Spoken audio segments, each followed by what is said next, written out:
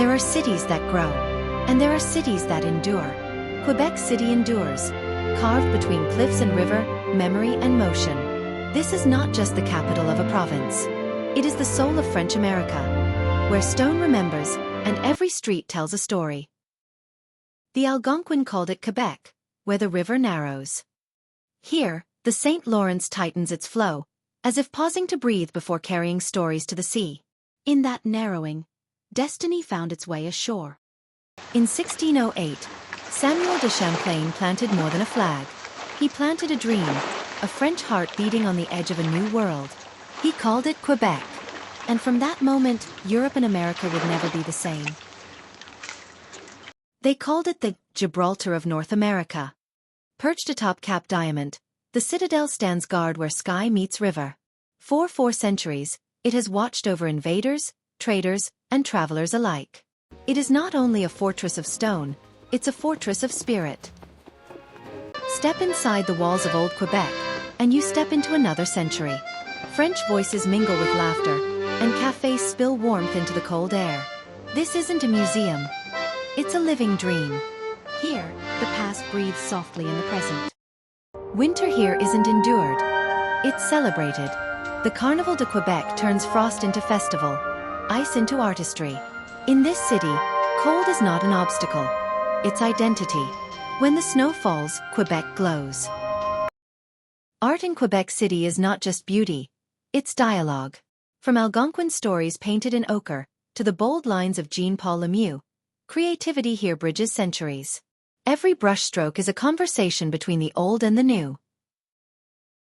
Quebec sings. From the laughter of summer festivals to the echo of street performers, its music spills into every alleyway. It's a city that speaks in melody, and every note says, Bienvenue. French isn't just spoken here. It's lived. It's in the rhythm of the conversations, the poetry of the market, the soul of every song. Quebec City keeps the French flame alive in North America.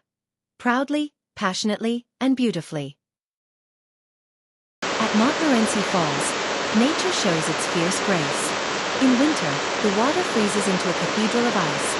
In summer, it roars with untamed life. Quebec is a city of contrasts, where elements collide and harmony endures. Faith built this land as much as fortitude. In Saint-Anne-de-Beaupré, devotion feels like gravity, invisible yet undeniable. This place reminds us that belief, like the river, carves its path through stone. Taste is memory in Quebec.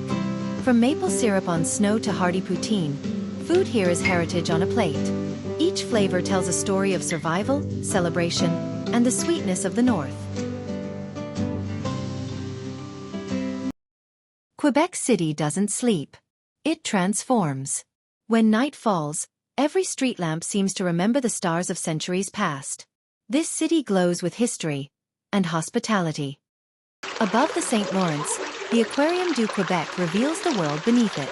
10,000 creatures tell stories of survival in water and ice. It's a reminder that this city belongs not only to history, but to nature. Art here is time travel. From colonial portraits to modern sculpture, Quebec's artists shape emotion from heritage. Their works don't just decorate walls, they define identity. Stand atop the Terrasse Dufferin, and the world unfolds below you. This view has witnessed empires rise and empires fade.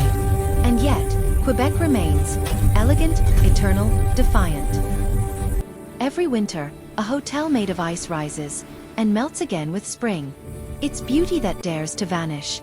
Perhaps that's the lesson of Quebec itself, to build not just for forever, but for wonder. Quebec lives between centuries, where armored stone meets glass, where horse carriages share streets with electric lights. It's not a clash, it's a conversation between eras, alive in every moment. Spring paints in pastel, summer dances in song, autumn burns gold, and winter glitters like crystal. Quebec City wears every season like an artist changing palettes, and each season tells a different story. From the first footsteps of Champlain to the laughter of today's travelers, Quebec City has stood between continents, centuries, and dreams. Where the river narrows, the world widens. And in its walls of stone and stories, we find something eternal, the heart of North America's soul.